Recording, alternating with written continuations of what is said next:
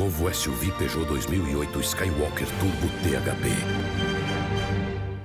Pra tu que tá chegando agora e não tá entendendo nada, sejam bem-vindos ao primeiro Papo de Garagem, o programa do Estadão Mobilidade. Eu sou o Matheus Ramos, mas pode me chamar de Dente d'Ouro. Monta aí na garupa e vem comigo. Esse é o Papo de Garagem. Estrala a vinheta!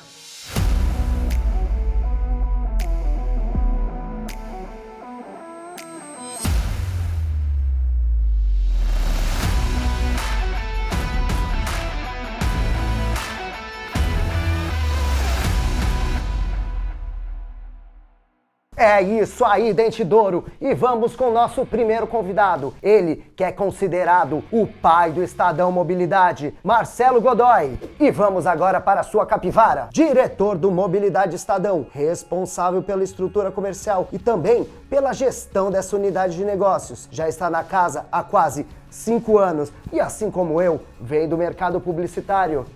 Se amarra num rock, né? É com você, Dente. Tô certo ou não tô certo, Godoy? Certo, sim. É o Leme da Baixada, né? Ele já pegou logo de cara assim. Eu tenho um amigo lá de Santos, eu vim de Santos, e recentemente ele disse que eu me assemelho muito ao Leme do Motorhead. Aí fica com vocês. Então, me autodenominei o Leme da Baixada. Vocês concordam? Todo mundo concorda? Espero que sim. Godoy, primeiramente, muito obrigado aqui, a sua presença. Estamos aqui iniciando o Papo de Garagem, um programa que promete conquistar toda a galera. E a garagem, que foi o local escolhido para tudo isso, garagem é o berço de grandes ideias da humanidade, de grandes inovações. E é muito do que a gente vai trazer por aqui, falando sobre mobilidade, falando sobre inovação na nossa própria garagem. E Godoy, de bate pronto, eu queria saber, o que é mobilidade? De bate pronto, né? Na lata. Na lata. Cara, a gente acredita que mobilidade é o que mantém a sociedade em movimento e o mundo funcionando. A gente entende que a pandemia ela foi, né? O Covid foi o agente modificador de como a gente enxerga a mobilidade. Ainda dentro disso, se você pegar o problema de Manaus, foi um problema de gestão logística, não de abastecimento. Quando a gente olha para os grandes centros, o problema de mobilidade urbana, ele está longe de ser a escolha do modal. Se você anda de carro, de moto, de ônibus, de patinete, ela está muito mais ligada a investimento em infraestrutura e planejamento. E, além disso, você tem a questão de ociosidade, né?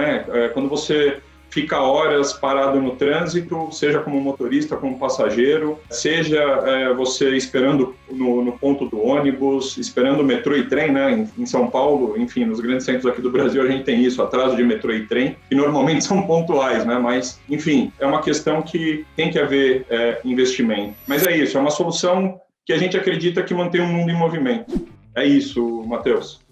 A base dessa... E você contextualizou isso de um jeito muito bom e muito didático, porque a gente se prende muito a esse conceito de que mobilidade única e exclusivamente é você transitar de um lado para o outro, e não.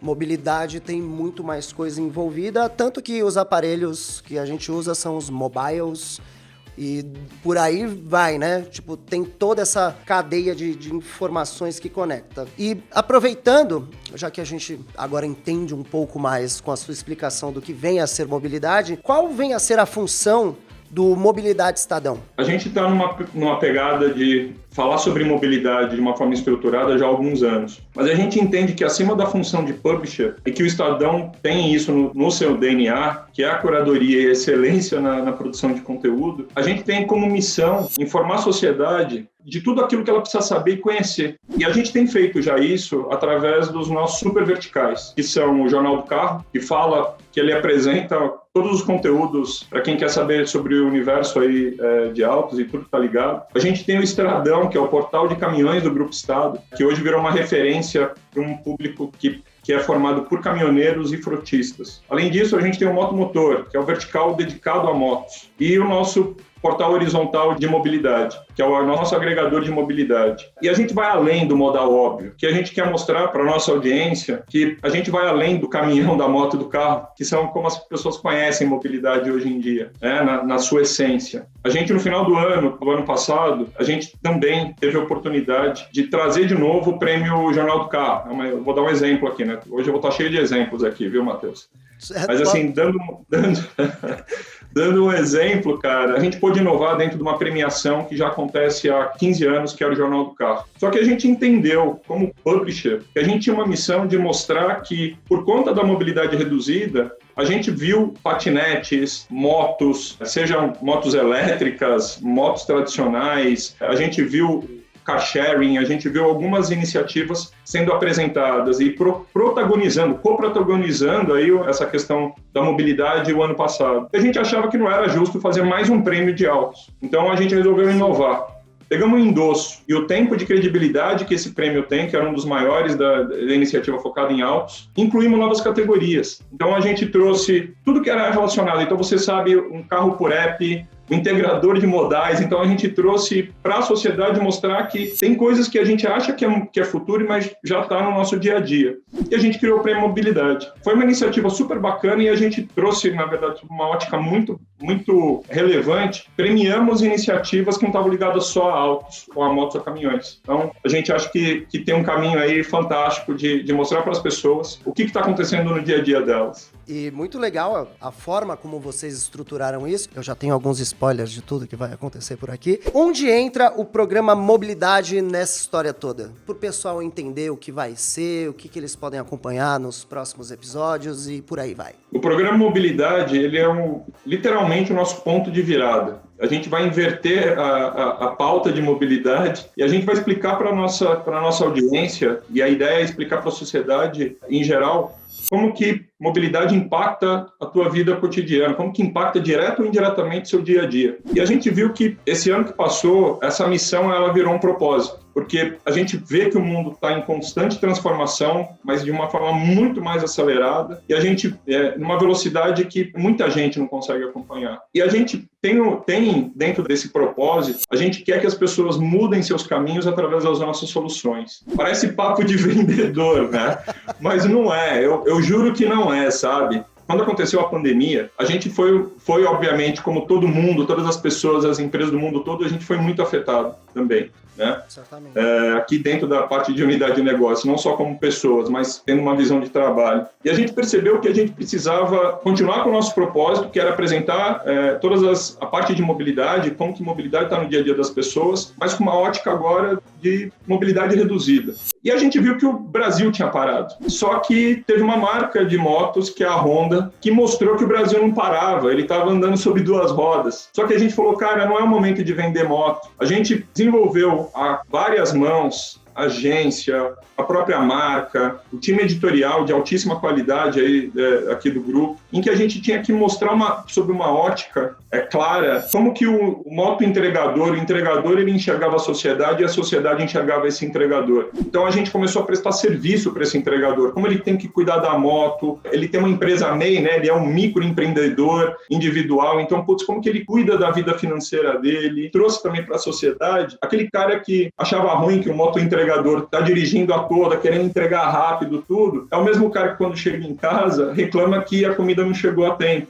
Exatamente. Então a gente trouxe, deu luz a um assunto que era super relevante, porque as pessoas viram que mobilidade reduzida, a entrega, o delivery, ele foi ampliado, você não precisava só entregar, ele teve um papel fundamental, mas não só na questão de entrega de comida, se entrega hoje tudo em delivery. Então, a gente, junto com essa marca, conseguiu dar luz a um cara que estava sendo fundamental, é fundamental e ainda teve um papel transformador durante a pandemia. Meus pais, por exemplo, eles têm quase 70 anos, tá?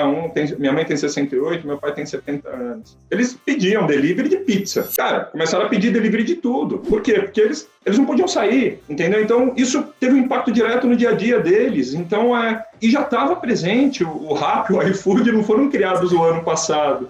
Eles só caíram no gosto das pessoas no ano passado. Eu acho que a questão do programa Mobilidade, eu estou dando a ponta do iceberg. O programa Mobilidade ele vai trazer tudo que está realmente ligado ao nosso dia a dia. E é muito amplo. Você colocou isso muito bem. E a forma como vocês estão tratando isso, de educar as pessoas para mostrar que esse prestador de serviço, ele é sim um serviço muito essencial no momento que a gente está vivendo. Mas um ótimo pensamento quanto a isso. E depois eu quero saber também, você não precisa nem me contar aqui, como vocês chegaram a esse rostinho lindo aqui para falar um pouco sobre Papo de Garagem.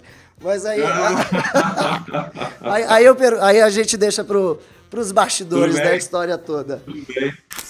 tá se amarrando no rolê do Papo de Garagem? Então não esquece de deixar o seu like, compartilhar com os amiguinhos e dar também aquele peteleco na sineta para acompanhar todas as novidades do programa Mobilidade. E o que é legal, assim, legal dadas as devidas proporções, porque estamos em tempo de pandemia. Mas o legal nessa história toda é que, de alguma maneira, a gente deu um salto no futuro se a gente for pensar nessas etapas, nesses passos que foram dados, esse salto, essa evolução que a gente teve na mobilidade, dado o cenário que a gente encontra atualmente. E para ti, Godoy, assim, analisando o que a gente tem, qual seria o futuro da mobilidade? Cara, como todas aí, excelente pergunta, Matheus, mas estou falando que é uma excelente pergunta porque é tão boa que virou um quadro também do programa aí, o futuro da mobilidade, né? Então, a gente vem com muita novidade por aí, não é o spoiler que eu quero dar, vou me atentar à tua pergunta. O futuro da mobilidade, para nós, ele está pautado por um tripé, que tem segurança, conveniência e sustentabilidade. E assim, a gente está atento, como um grande grupo de comunicação, a gente está atento à explosão de novas soluções pelo mundo, e a gente sabe que tem muitas empresas investindo pesado em pesquisa e novas tecnologias, para que a gente possa viver de forma inteligente e sustentável. Então, eu acho que o principal ponto quando a gente fala relacionado ao futuro, tem tendências, tem iniciativas, soluções de mobilidade que aqui no Brasil ou em países que não estão presentes na Europa ou até mesmo na Ásia, são tendências. Então, vamos lá, whatever sharing, tá? Bike sharing, car sharing, whatever sharing, mas você tem mobilidade autônoma, você tem entrega via drones, que aqui é uma tendência e lá fora já, em alguns países, já é uma realidade. E a gente tem um desenvolvimento de novas profissões. Pô, imagina você ser um piloto de drone, só que numa escala grande. Você tem o desenvolvimento de novas profissões. Então, hoje o que a gente entende nosso papel como publisher é mostrar para a nossa audiência e mostrar para a sociedade que o futuro ele está muito mais perto do que a gente imagina. Pegando alguns exemplos, se você falar do carro por assinatura, o carro por assinatura tem muita tecnologia envolvida porque é uma modelagem de negócio. A montadora, se ela pensasse um pouco mais à frente, vai ter uma hora que o cara que não quer comprar um carro, ele pode assinar o carro. Óbvio que você tem que mudar todo o teu escopo de negócios, então você tem que ter muita tecnologia envolvida também, mas é algo que já está no nosso dia a dia há 4 anos. Tá? Então o carro por assinatura, por exemplo, como o carro fácil da Porto Seguro, ele já vem apresentando isso de forma consistente, inclusive mostrando por A mais B se é melhor você comprar, alugar ou assinar um carro. Poxa, quando que a gente ia imaginar que assinar o carro? A gente tem um apego, né, ao bem material. Você fala, mas o carro, ele nunca, depois de um tempo, você não tem mais o payback, entendeu? Mas você pode continuar consumindo o carro, mas de uma outra modalidade. E ainda dentro disso, eu vou te falar um outro negócio aqui que é muito legal, que é o integrador de modal. Integrador de modal. Você fala, poxa, caramba, isso aqui é um nome bacana, né? Integrador de modal, tudo. Cara, nada mais é do que você ir para o ponto A, você ir do ponto A ao ponto B, e você escolher a forma que você quer ir. Então, você tem empresas como a Moovit, como a Quico, que são aceleradas por grandes grupos como Intel, no caso da Moovit, a CCR, que é a Quico, a startup da CCR, por exemplo, eles trazem o conceito do one-stop shop. Então, você planeja, viaja e paga no mesmo aplicativo. Então, imagina que eu quero, aqui do Real Parque para o Limão, trabalhar no Estadão. Então, eu posso escolher se eu quero ir da forma mais barata, mais rápida, mais confortável, e ele me dá as opções. E você consegue, dentro do aplicativo, já escolher se você tem que pegar uma bike e ir até o metrô, do metrô você para perto do ponto que você quer chegar e faz o last mile de bike. E ele integra tudo e você consegue pagar. Você pode pensar que isso é futuro, já é uma realidade mais importante. As pessoas estão utilizando isso muito, principalmente quem usa transporte público. Então não é algo que os conceitos de trendsetter, de vanguarda, estão sendo usados no dia a dia de quem mais precisa, que é quem usa o transporte público. E, na verdade, para todo mundo. Você fala, poxa, eu nunca imaginei que eu pudesse ir tão rápido para o Limão, por exemplo, usando o transporte público. Eles trazem exatamente isso. Então, é uma forma nova de você fazer o mesmo trajeto. É a inovação na veia. Godoy, o nosso papo tá muito bom, o nosso papo tá correndo muito bem, mas antes de terminar, eu queria um recado final seu. O que você pode dizer aí? O que a galera pode esperar dos próximos passos do programa Mobilidade Estadão? Lembrando sempre que curtida, afins, o pessoal de casa já vai entender.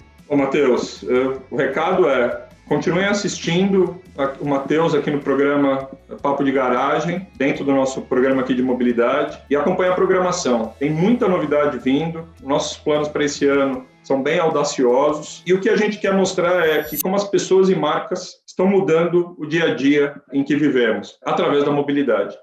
Eu acho que é isso, mobilidade está muito mais no dia a dia do que a gente imagina. Acredito que a gente consiga trazer para essa audiência tudo que está relacionado à mobilidade, que a gente vai surpreender. Então, por favor, continue assistindo e obrigado aí pelo tempo e pela paciência. Eu que agradeço. E antes da gente ir embora, eu vou deixar aqui uma dica Douro. E essa dica Douro, ela é mais ou menos assim. Se você estiver num ônibus e começar a chover, não se preocupe, pois assim como você, a chuva é passageira. Sensacional. Terminamos aqui o nosso primeiro Papo de Garagem. Galera, espero que vocês tenham curtido. Se inscrevam, dá o peteleco na sineta, curte, compartilhe com os amiguinhos e vem com a gente. Esse foi o primeiro Papo de Garagem. Valeu, Godoy! Deu certo.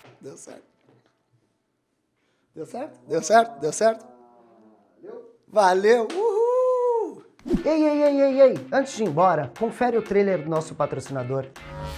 É das estrelas.